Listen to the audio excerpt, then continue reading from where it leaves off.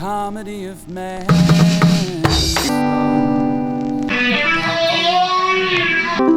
Our brains are way too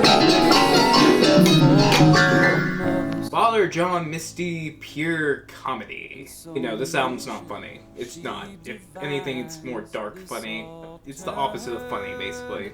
Okay, so Josh Tillman is a indie rock, folk rock artist who has worked with many bands, including like Fleet Foxes and some artists as well, like Kid Cudi, Lady Gaga, and even Beyonce. This guy's been all over the map. Oh man, that's crazy. He's also made several albums under his usual name, but then he started going under Father John Misty. I'm not sure exactly why that is, but it's a cool name nonetheless. The album's Fear Fun and I Love You Honey Bear, and that album that came out in 2015 was probably one of my favorites to actually come out that year. I absolutely fell in love with it. His vocal style, the arrangement of instruments, and how interesting it was, and his perspective on things. This guy does also have like a history of being an asshole, but I don't really see it. This track on this is Pure Comedy. And Pure Comedy just really sets the tone of this album to be really, really minor and dark sounding and just kind of a saddish tone throughout. All this melancholy-esque things happening in this album. Really nice piano throughout the whole album, which the album's super pretty. It's not exactly really long, but it is long enough to go, ooh, this is definitely...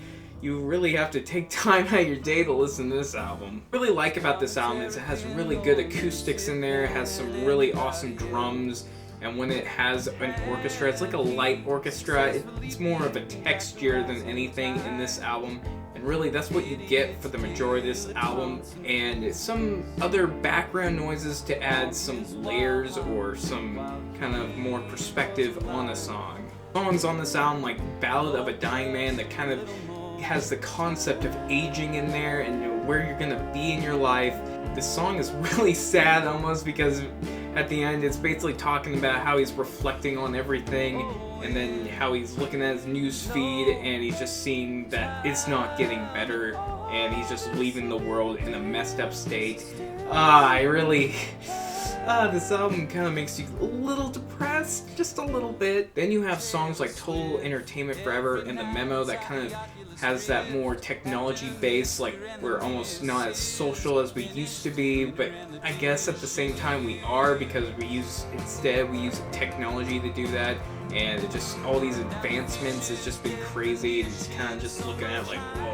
Not really sure if Tillman has a problem with technology. I think he's just more saying maybe not focus as much on it within these songs. That's what I'm thinking he's going with it. One of my favorite tracks comes on Leaving LA, which the song just dives into his uncertainty where he's gonna be, and he also jabs at the music industry of today, and you can kind of relate to that because sometimes I don't feel like I know where I'm going in my life, and I just feel like we're kind of on the same boat, man.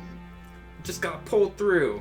Then we get to the song Within 20 Years or So, which is basically saying, yeah, we're doomed in 20 years. That's great, Tillman. Thanks for letting us know. And that's basically saying we're fucked. Yeah.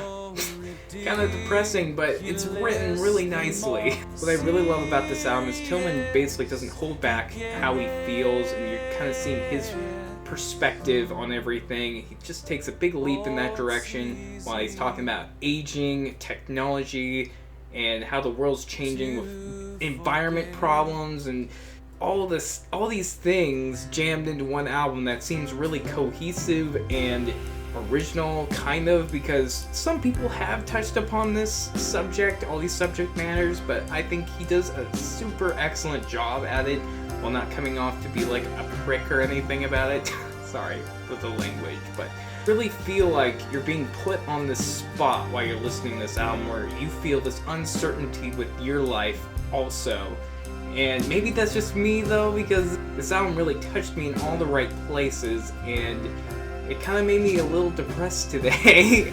But that's what this album's good at, I guess. It's not a bad thing, it's just it really got to me in a good way. I really enjoyed this listen.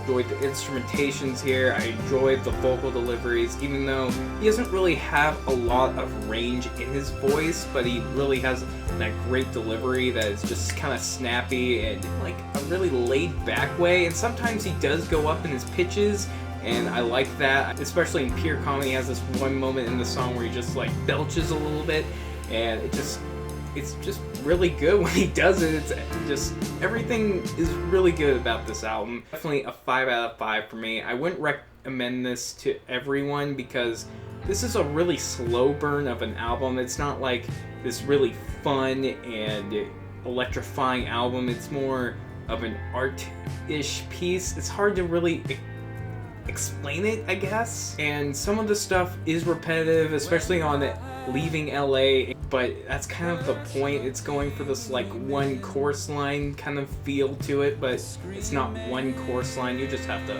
listen to the song, I guess, to really get it. But it's more like is kind of singing the same way throughout the whole song, not really having a chorus, so basically the whole song is a chorus.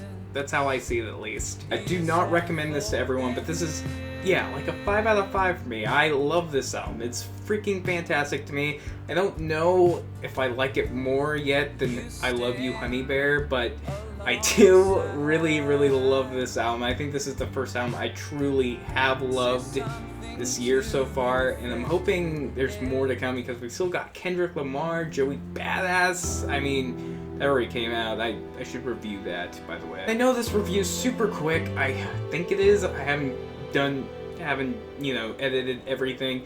But I hope you guys have a great weekend or weekday. Whenever you watch this, please subscribe if you like this content that I'm putting out almost all the time now. And I don't know, I love hearing from people. I love that comment section a lot whenever I see someone comment, even if it's like something mean. At least it's something. I want to know your guys' opinion on this album. Is this album too political for you? Is it too sad? Is it too moody? Just let me know, seriously. Anyways, I hope you have a great one, and peace. On both sides.